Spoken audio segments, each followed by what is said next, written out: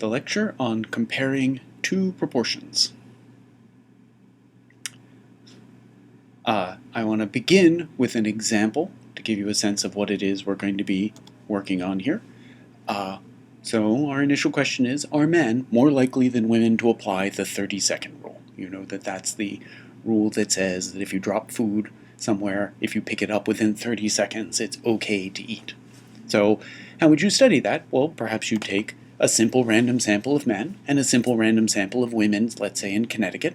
So suppose we took 85 men and a sample of 97 women. They don't have to be the same size. And suppose we find out that 62 out of those 85 men and 68 of the 97 women have applied the 30-second rule in the last week. So, is this evidence, we want to test the claim, that a higher proportion of all men apply that rule than women do? We'll test at the 5% level. We're also going to give a 95% confidence interval for the difference in those proportions. So just to give you an overview, we've got variable, population, parameter, etc. The variable, the thing you ask each individual, is whether they've applied the 30-second rule in the last week. So that's a binary categorical variable. Population is a little subtle because for the first time we have two populations. The population is all men in Connecticut, and the other population is all women in Connecticut. Likewise, the parameter is subtle because now we have two parameters. We have the proportion of all Connecticut men who apply the rule, we'll call that P sub men, and the proportion of all Connecticut women who apply the rule, we'll call that P sub women. Two different proportions because they're two different populations. Likewise, we have two different samples. Sample of 85 men and a sample of 97 women. And it stands to reason we then have two statistics. There's the proportion of men in our sample of 85 who apply the 30-second rule, and there's the proportion of women in that sample of 97 who apply the 30-second rule. So that's all our basic information. What we're going to do is focus on the difference, right? We have two parameters. We'll focus on the single parameter, which is the difference, P sub men minus P sub women. You can view that as how much higher percentage of men apply the rule than women.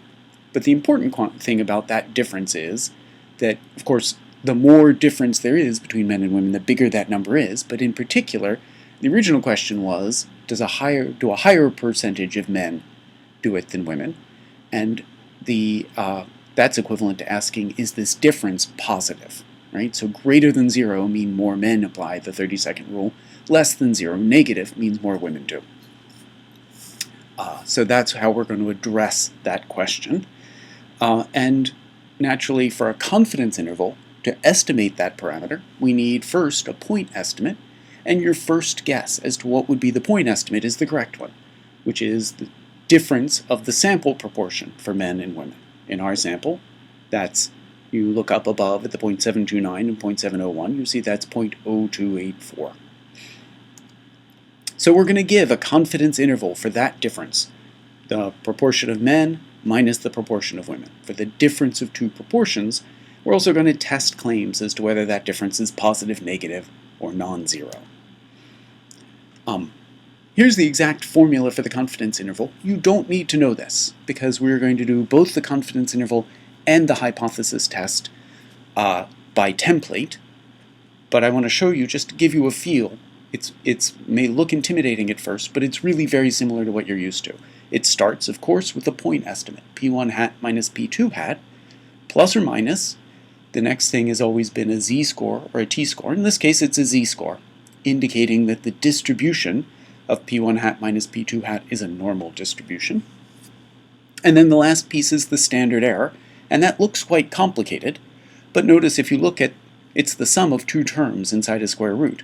If you look at the first term, and you ignore the sub 1s, that is exactly what's under the square root in the standard error for one proportion. The same for the second half. So we really just are taking the two standard errors for the two different populations and combining them under the square root. Okay, but that's all we'll need. We won't need to remember that formula because we will use the template to compute it. For hypothesis testing, remember we need the 5 steps of hypothesis testing.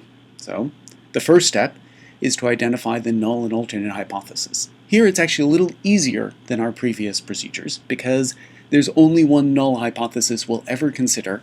The null hypothesis is that the two proportions are equal. So P1 equals P2 or P men equals P women. That's the same as saying the difference equals 0. And a technical aside, you actually can do a hypothesis test where the null hypothesis has the difference being equal to some number other than 0. It works exactly the same way, but it's not really ever useful, so we will not learn it. And then, just as in the previous two tests that you've learned, there are 3 possible alternate hypotheses. The first proportion can be less than the second, it can be greater than the second, or you can simply be testing whether it's different from the second. The second step is to identify the sampling distribution. The sampling distribution is P1 hat minus P2 hat. Its mean is P1 minus P2. Its standard error is given up at the top of this page. It follows a normal distribution, but none of that will we need to know because that goes into the computation of the p-value, which we'll let the template do for us. That p-value in step 4, I won't even write it down, works exactly the same as always. If it's less than the significance level, it is significant evidence for the alternate hypothesis. Step 5, though, is a little bit different. It's a little bit different because there are 2 possible ways you might have sampled, and they're subtly different. So the most straightforward way is you went out and took one sample that had both your populations mixed together. So you took a sample of Connecticut people, perhaps, and then wrote down whether they were men and women. And when you were done, you took all the men and put them in one pile and all the women in another. So that's a single sample out of one combined population. Or you could have gone off and done a sample of men and then separately done a sample of women. It sounds kind of like an obscure distinction. The second one would make more sense if you were like comparing populations in 2 different countries, right? You wouldn't go knocking on doors and asking, do you live in America or China? You do a sample in America, you do a sample in China separately. And then it's clear you're thinking of 2 really distinct populations not mixed together. In the first case, if you just took one sample, then our first assumption is that that sample is a simple random sample of that combined population. And our second assumption is that the population is at least 20 times the sample size. Exactly the same as the first 2 assumptions in both of our previous hypothesis tests and confidence intervals. In the second case, 2 samples coming from 2 populations, both of the samples have to be simple random samples of their respective populations, and both populations must be at least 20 times their sample size. So the simple way to say all of this is, however many samples you take, each is a simple random sample from its population. Each population is 20 times the sample size at least. That's straightforward. There's one extra wrinkle.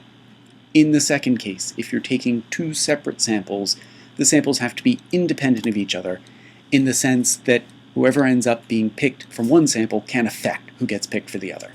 That is almost always obviously true. The only time this comes up, the only time where the independence assumption is not met, is if you had, for example, in the men and women case, if for some reason you chose to take a sample of married couples, and in each couple put the woman in one sample and the man in the other.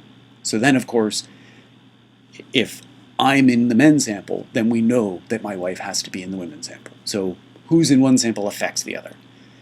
In that situation, that's called a matched pairs study. We'll talk later about what you do with that unusual setup that's occasionally the right thing to do, but that mostly doesn't come up.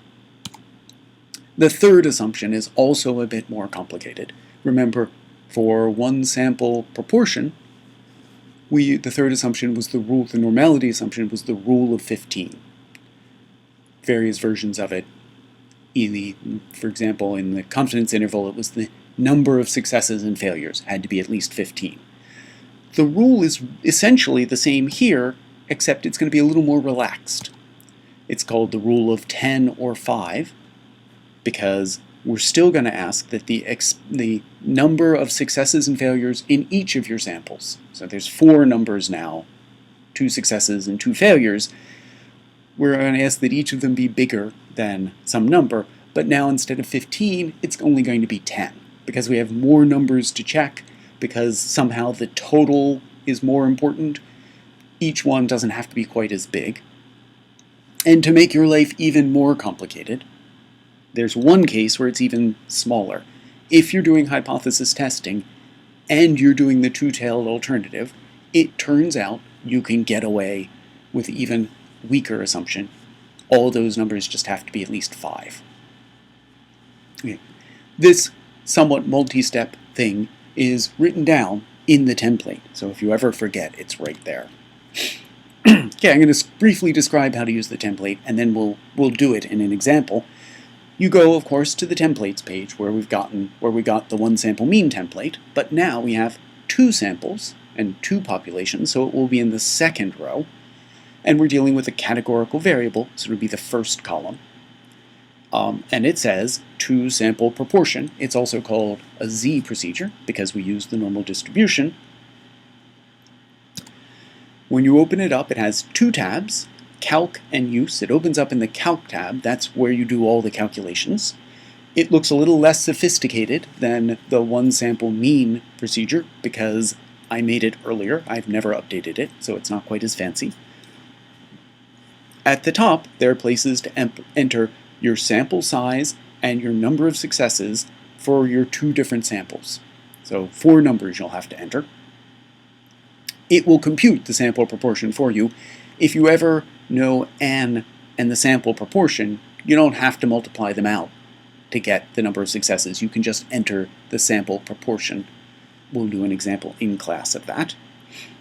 And now, you scroll down a little bit and you'll see the confidence level. You set that. It defaults to 95%, and you read off the confidence interval exactly as you would in the one sample mean.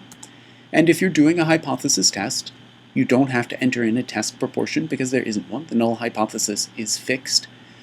And instead of a checkbox or a radio button, there's all 3 alternate hypotheses are listed with their p-values next to them. You just read off the appropriate one. The Use tab doesn't do any calculation. It just summarizes how to use it and reminds you of the assumptions. So good to go to if you forget. So let's try that here. So we remember our numbers, 62 out of 85 men and 68 out of 97 women. We're going to compute a 95% confidence interval. So here we go. I am going to go to the web page, and you're going to have to pardon me if things go a little bit slowly because I just upgraded my computer. So here I am on the Excel templates page. You should join me there and follow along. Or watch for a little bit and then do it yourself, whatever works for you. We're dealing with a categorical variable, and we're dealing with 2 populations. So it's the 2 sample proportion Z procedure. I'm going to open that up, and I hope that Excel will open it up with alacrity. And here it is. You can see it's a little less sophisticated looking.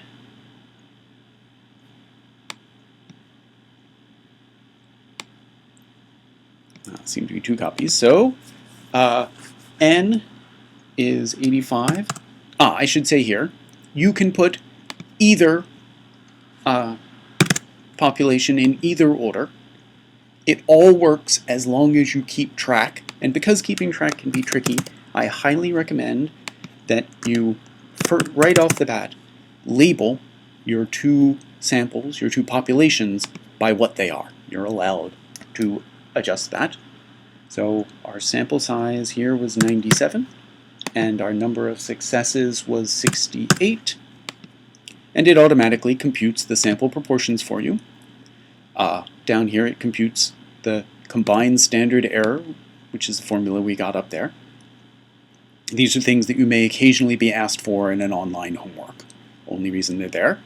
The confidence level, we wanted 95%, so we don't have to change it, which means we can read off the confidence interval, 2.84 plus or minus 13.12%, which means it ranges the plausible values for that difference, the difference between of the proportion of men minus the proportion of women in the populations is anywhere from minus 10.28 to 15.96. If you had put women first and then men, everything would be the same except this number, 2.84, would be negative. So that's totally fine because, of course, it's the negative. The thing you're estimating is the negative of what I'm estimating here. However, since people tend to be irrationally uncomfortable with negative numbers, you will be more comfortable if you follow the convention of putting first the sample that you expect to have the higher proportion. Usually there's an obvious one, and if you put that first, you'll deal with fewer negative numbers. So I will try to follow that convention, and let's return.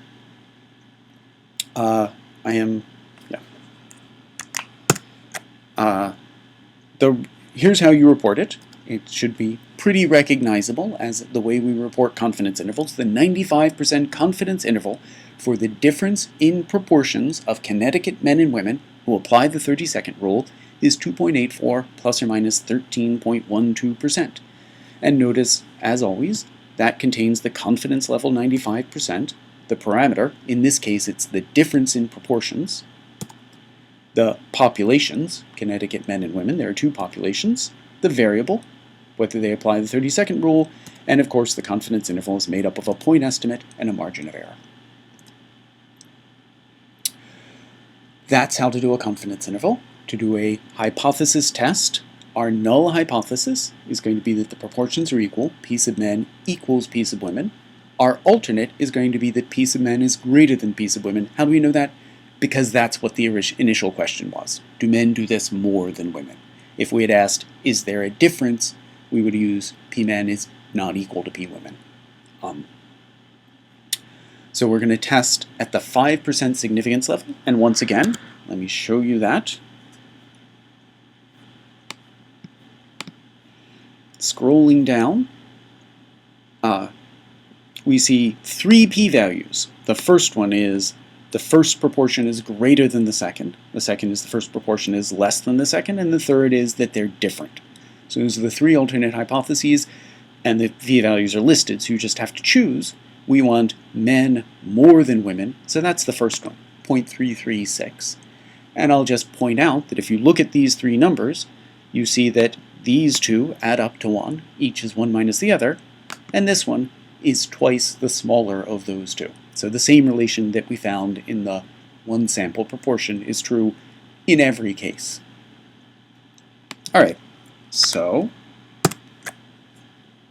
that's our p-value. It's greater than the significance level of 0.05, so we conclude this data is not significant evidence at the 5% level that, this is all old hat, the new part is the proportion of Connecticut men who apply the 30-second rule is higher than the proportion of women who do. Notice the sentence includes the conclusion, not significant evidence, the significance level 5%, the parameters, proportion of Connecticut men and proportion of Connecticut women, the populations, the variable, whether they apply this 30-second rule, and the alternate hypothesis, which is that the first is higher than the second, or greater than.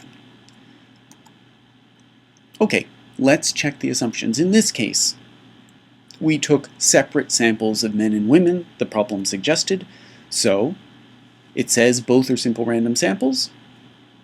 We're no reason to think that they're dependent on each other, so they're independent. We would need there to be at least 1,700 men and 1,940 women in Connecticut. That's met. The rule of 10 or 5, in this case, we're using a one-tailed hypothesis and the confidence interval, so we'll use the rule of 10, and we need the number of successes and failures in each sample. That is, the number of men who did and the number of men who didn't, the number of women who did, number of women who didn't. So that's 62. 85 minus 62 is 23 men did not apply the rule, 68 women did, 97 minus 68, 29 did not, they're all bigger than 10. So that assumption is met. All right, let's do another example. This will have a little bit of a different flavor. This will introduce an exciting new aspect of hypothesis testing. This is, by the way, taken from Agresti and Franklin's textbook on statistics. Researchers looked at a simple random sample of teenagers in upstate New York. So you see this time we have one sample. They recorded the amount of TV watched, in particular whether they watched more or less than an hour a day, and they waited 17 years to see if when that teenager had grown up, he or she had engaged in any aggressive acts. I assume aggressive act here means something that would, get a police record or something. We're going to test at the 1% significance level for evidence that there's an association between TV watching and later aggressive acts. Here's our data. You can see this is made up like a table. When we talked about the relationship between two variables in one of the early lectures, two categorical variables, we talked about making contingency tables. And when we talked in probability about the relationship between two events, we made tables like this. This is, in both cases, we talked about things being variables or events being associated versus independent. So let me remind you, events are associated if the probability of one is different depending on whether the other happens. They're independent otherwise.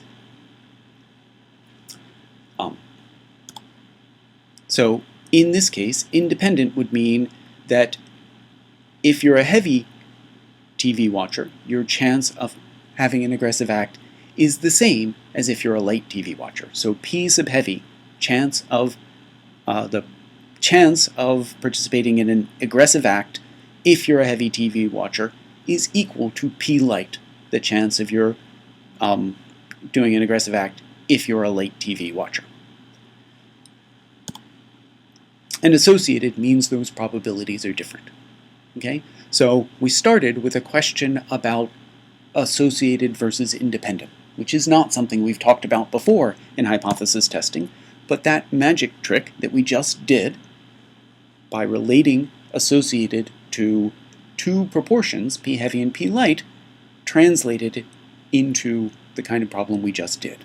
So we're going to think of, right, so we started with one population, all New York teenagers, and two categorical variables. There was light or heavy TV watching, and there was aggressive act or not. We're asking if they're associated. We translated that. We turned one of those binary categorical variables into splitting up the population.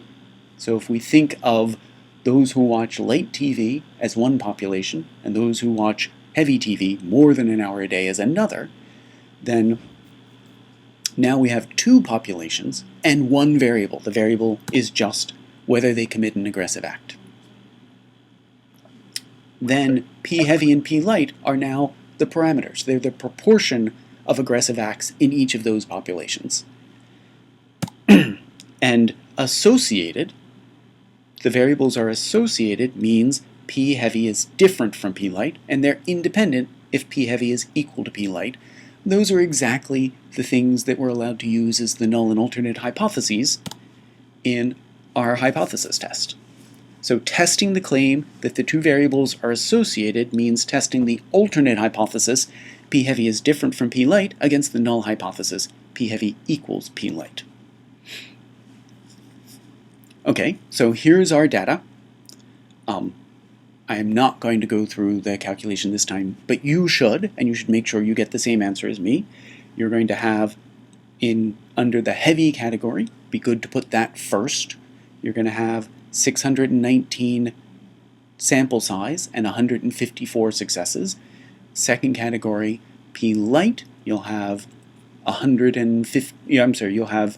88 as your sample size and 5 as your number of successes. And then you will use the two-tailed alternative. We're looking for evidence that they're different. That's the third possibility. And that you should see a p-value of 5.44 times 10 to the negative fifth. That is less than the significance level of 0.01, quite a bit less. So we conclude this data is significant evidence at the 1% level that there's an association between TV watching and aggression in New York teens. That's what we're looking for evidence for. That's a sort of following a different template for writing the answer. I'll say that explicitly in a moment. Let's check the assumptions. There's only one sample, and we're told it's a simple random sample of the single population. Met. The population would need to be at least 20 times the total sample size, that's 707. So we'd need there to be at least 14,000 New York teenagers. That seems clear. And the rule of 10 or 5, in this case, we're doing a hypothesis test with the two-tailed alternative. That's the special case where we only need 5. And the 5 numbers that were in that table, the contingency table to begin with, are the number of successes and failures in each population. So those four numbers all have to be at least 5, and they all are, just barely, right? We only got 5 in one category. So that assumption is met. So we found significant evidence that the variables are associated. And if you look, you can see the association is positive. Heavy TV watchers are more likely to engage in aggressive acts. Does that mean that TV watching causes people to be aggressive? That is a question that we talked quite a bit about early in the semester. That's the question of whether the association is causal. Does heavy TV watching cause aggression? So let me remind you of some terminology we used to discuss this. We talked about explanatory and response variables. So in this case, what are the explanatory and response variables? TV watching is the explanatory, aggressive act is the response. I would have known that even if the question hadn't said anything, because the TV watching comes first and the aggressive act comes later. It's the only way it makes sense to think of the causal relationship. But of course, right here, I said, does heavy TV watching cause aggression? Is it an experiment or observational study?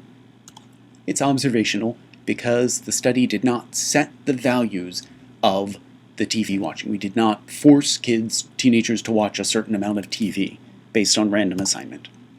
Okay, so try and identify some lurking variables. I'll remind you, a lurking variable needs to be a variable, something that's different for different New York teenagers. It needs to affect how much TV they watch, and it needs to be related to, almost certainly it will affect, whether or not they have an aggressive act. Think about that for a moment, pause this, and then turn it back on. If you haven't thought of any, let me offer you a hint. As I have said before, when your population is people, then the best way to think about a lurking variable is ask, what kind of person would have a certain value of the explanatory variable? What kind of person, New York teenager, would watch a lot of TV? And then ask yourself, once you've described that person, is a person like that more or less likely to engage in aggressive acts? Pause this again and see if you can come up with any more. Here's what I came up with. These are sort of groups of lurking variables. You could say them a little bit differently, but one group is basically the behavior and personality of the parents.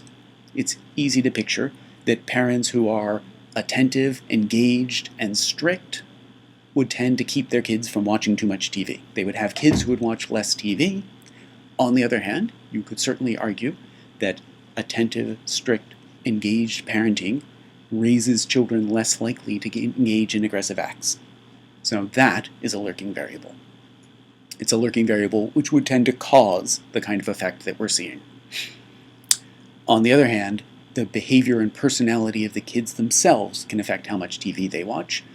Kids who have social, behavioral, emotional problems might watch TV because they can't deal with social situations. They might watch TV because they're not getting a lot of pleasure out of school or sports activities, or they may watch TV because their parents can't deal with them and sit them in front of a television. So all kinds of social, emotional, behavioral problems could lead to more TV watching, and it's easy to imagine social, emotional, and behavioral problems leading to more aggressive acts. Again, a lurking variable that would cause just the kind of effect that we're seeing.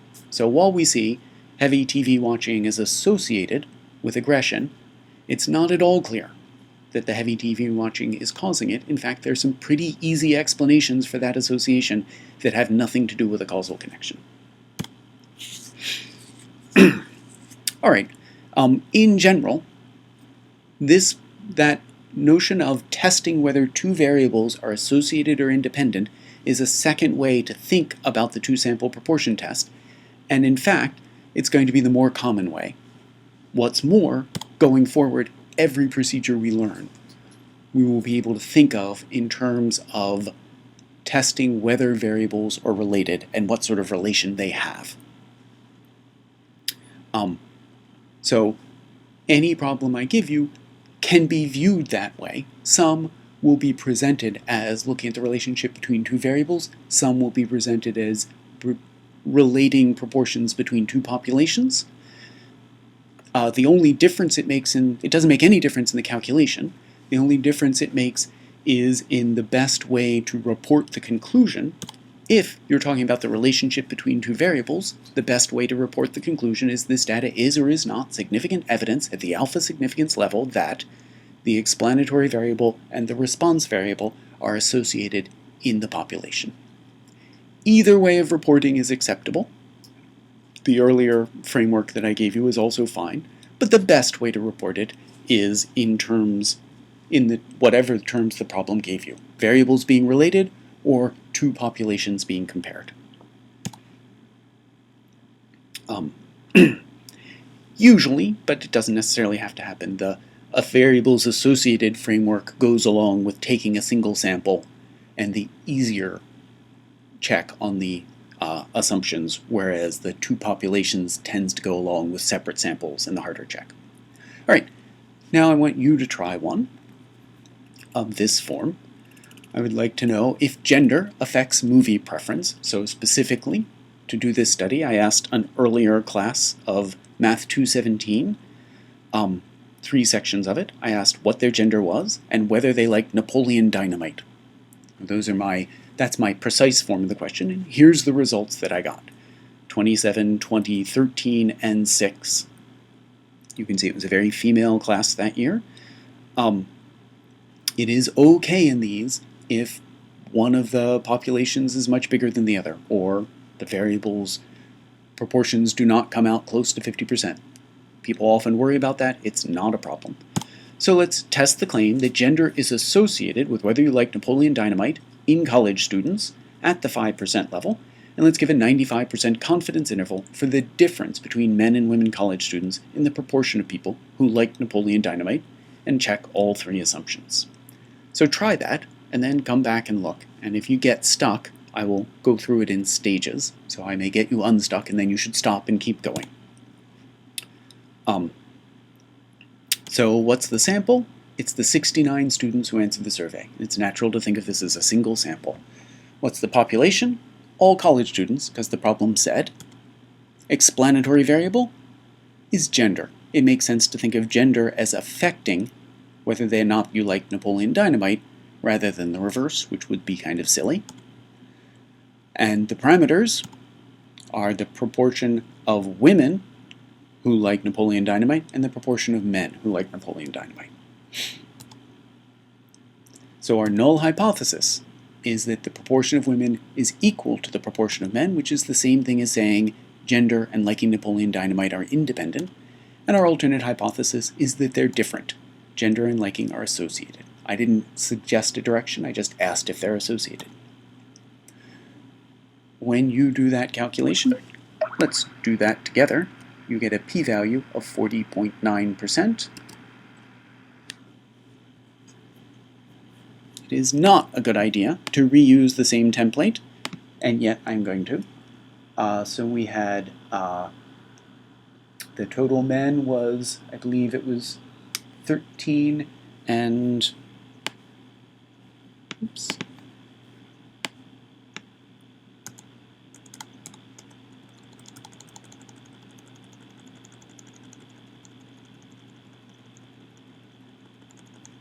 Sorry.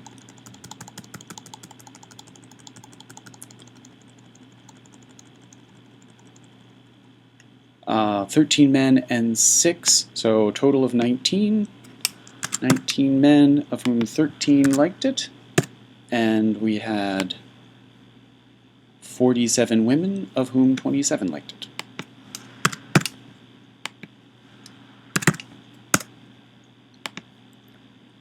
And the p-value is 0.4089, and our 95% confidence interval is 10.97 plus or minus 25.23.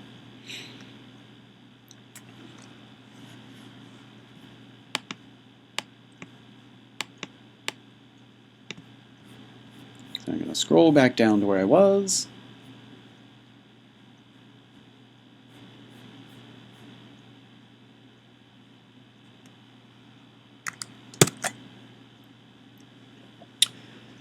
So we found 40.9 as a p-value. That's higher than the significance level, so this data is not significant evidence at the 5% level that there's an association between gender and liking Napoleon Dynamite in college students, or you could report it as significant evidence that there's a difference in the proportion of men and women who like Napoleon Dynamite.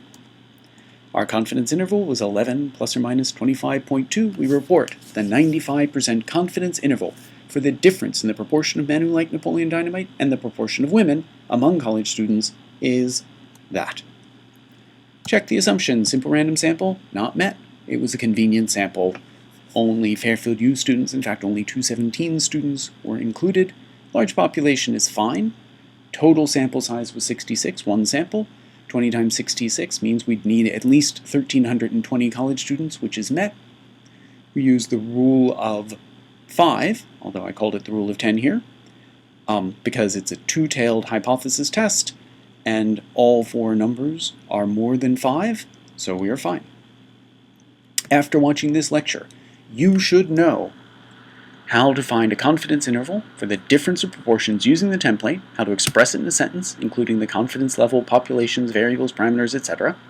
You should know how to choose null and alternate hypotheses for two sample proportions when the question addresses proportions in two different populations, and when it addresses the relationship between two variables in one population.